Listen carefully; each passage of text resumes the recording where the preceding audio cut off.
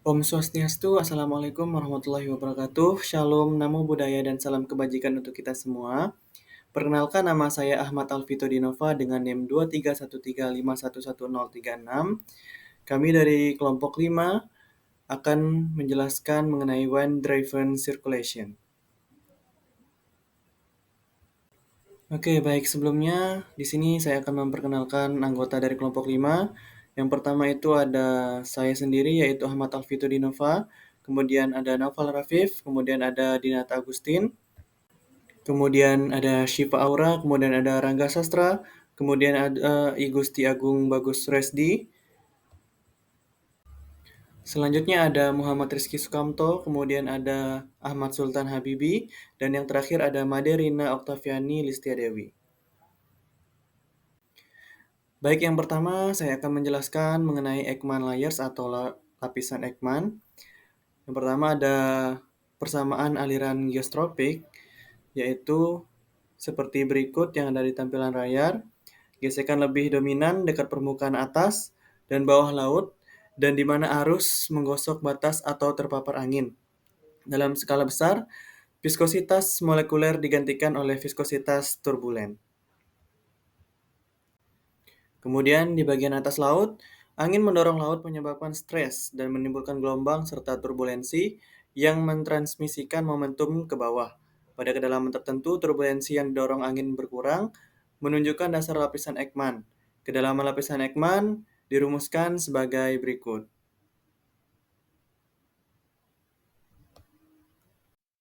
Perkenalkan, nama saya Muhammad Rizky Sukamto dengan NIM 23135111072. Di sini saya akan membahas tentang integrasi vertikal. Dengan mengintegrasikan keseimbangan momentum, gesekan secara vertikal, maka diperoleh frekuensi Coriolis F dikalikan dengan vektor satuan vertikal K dikalikan silang dengan integral dari komponen kecepatan areostrofik U sub A dari 0 hingga minus delta dalam arah Z sama dengan koefisien viskositas turbulen vertikal A sub Z dikalikan dengan selisih antara turunan pertama dari kecepatan U terhadap Z yang dievaluasi pada Z sama dengan 0 dan turunan pertama dari kecepatan U terhadap Z yang dievaluasi pada Z sama dengan minus delta. Kemudian saya akan membahas tentang gesekan dari lapisan Ekman 0 dan di permukaan laut sama dengan stres angin. Koefisien viskositas turbulen vertikal A sub Z dikalikan dengan turunan pertama dari kecepatan U terhadap Z yang dievaluasi pada Z sama dengan 0 sama dengan kepadatan referensi RHO 0 dikalikan dengan tau atau gesekan angin atau gaya gesek. Kemudian di sini ada transportasi Ekmat yang dapat didefinisikan sebagai berikut. Transportasi Ekmat adalah sama dengan integral dari komponen kecepatan areotrofik dari 0 hingga minus delta dalam arah Z.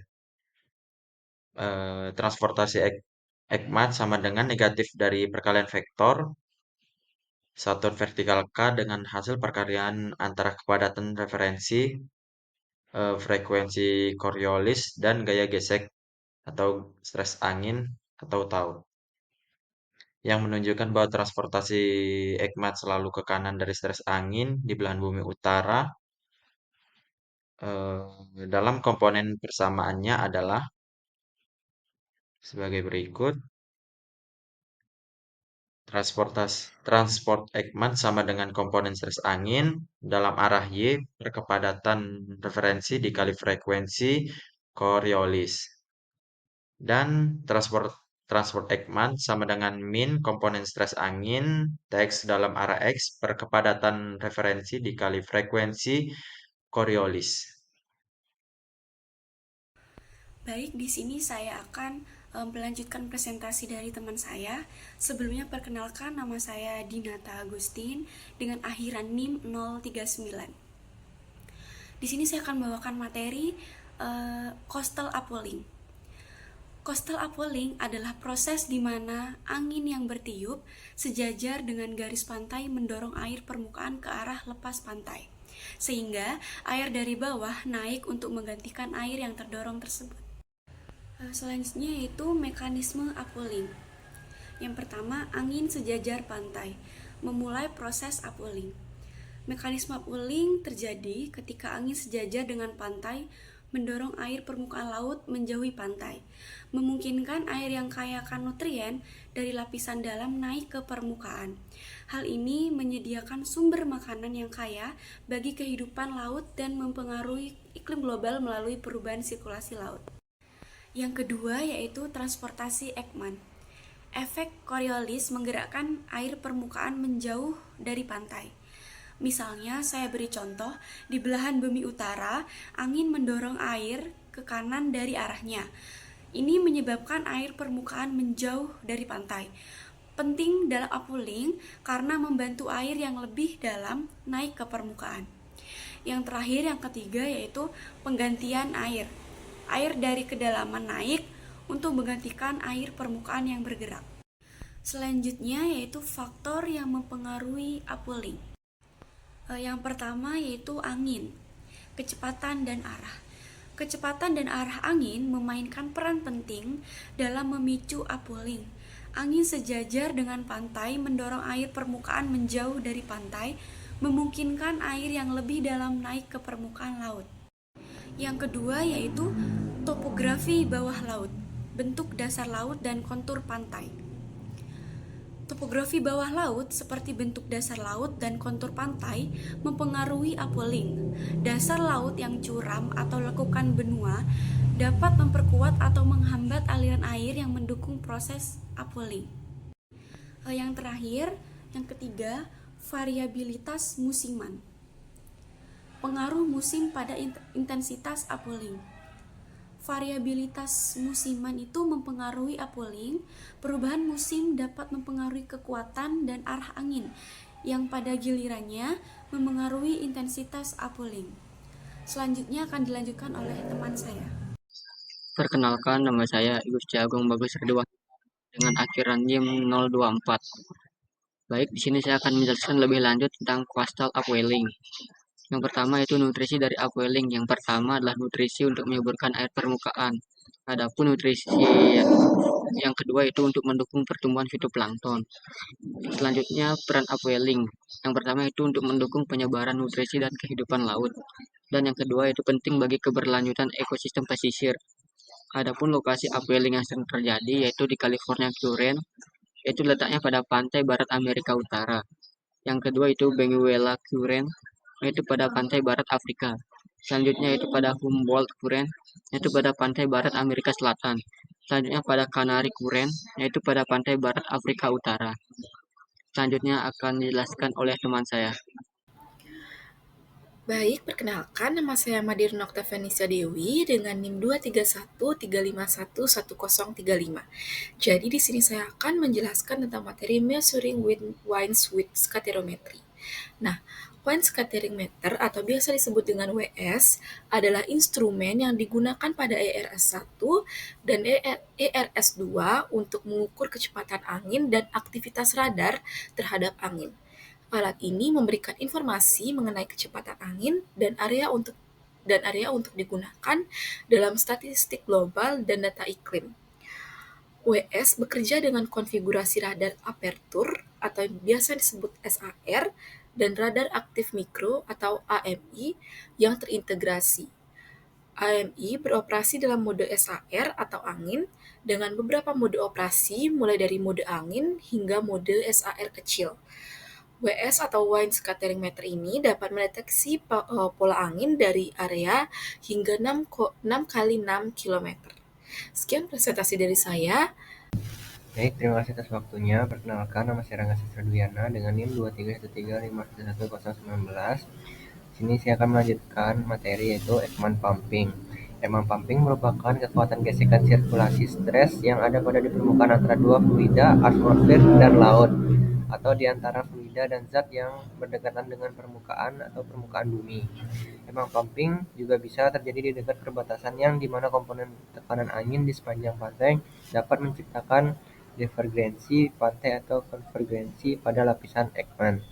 Arah angkutan Ekman akibat angin yang bertiup di sepanjang ekuator berubah tanda dan dapat terjadi di bagian dalam laut karena adanya gravitasian tekanan angin. Selanjutnya akan dilanjutkan oleh teman saya. Perkenalkan, nama saya Shivora Adela dengan NIM 23135111117. Di sini saya akan menjelaskan tentang pentingnya Ekman pumping. Jadi yang pertama itu produktivitas laut. Oke, jadi upwelling disebabkan oleh Ekman pumping membawa nutrisi dari kedalaman laut ke permukaan, lalu mendukung produktivitas biologi dan ekosistem laut. Yang kedua itu ada sirkulasi oceanografi. Jadi Ekman pumping itu berperan dalam sirkulasi termohalin dan mempengaruhi pola iklim dan cuaca global. Terima kasih. Halo semua, perkenalkan nama saya Ahmad Sultan Habib Aristo dengan akhiran NIM 049. Di sini saya akan menjelaskan apa itu Global Ekman Pumping. Jadi Global Ekman Pumping adalah fenomena di mana air laut bergerak vertikal di bawah lapisan Ekman karena perubahan arah angin dan gaya Coriolis. Gap adalah bagian dari transportasi Ekman yang menggambarkan pergerakan air laut vertikal, yaitu naik atau turun karena perubahan arah angin dan gaya Coriolis. Gap juga berperan penting dalam mengatur distribusi nutrien dan suhu di permukaan laut. Lalu ada mekanisme Ekman Pumping. Mekanisme Ekman Pumping yaitu terjadi ketika angin bertiup sejajar dengan garis pantai, menyebabkan transport Ekman yang divergen yang menyebabkan massa air di lapisan Ekman bergerak ke bawah. Ketika kecepatan angin Ekman negatif, konvergensi transport Ekman yang disebut Ekman suction dan air bergerak ke atas. Dan sebaliknya ketika kecepatan angin Ekman positif, konvergensi transport Ekman yang disebut Ekman pumping dan air bergerak ke bawah. Lalu ada pengaruh Ekman pumping. Jadi global Ekman pumping ini mempengaruhi beberapa aspek penting di perairan, seperti yang pertama ada upwelling. Jadi gap ini mempengaruhi upwelling, proses pengangkatan massa air laut ke permukaan dari dasar perairan.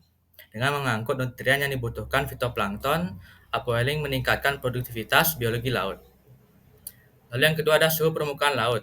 Karena air naik yang dari dasar perairan membawa suhu yang lebih dingin, gap dapat mempengaruhi distribusi suhu permukaan laut dan mempengaruhi pertumbuhan fitoplankton.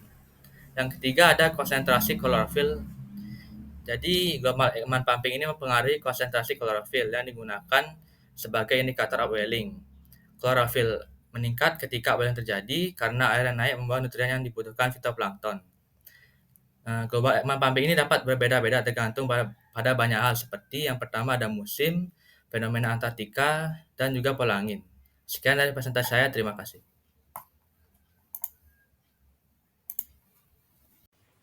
Baik, mungkin sekian itu presentasi dari kelompok 5. Kurang dan lebihnya kami mohon maaf. Akhir kata kami tutup dengan Om Santi Santi Santi Om. Wassalamualaikum warahmatullahi wabarakatuh. Shalom, namo buddhaya, dan salam kebajikan untuk kita semua. Terima kasih.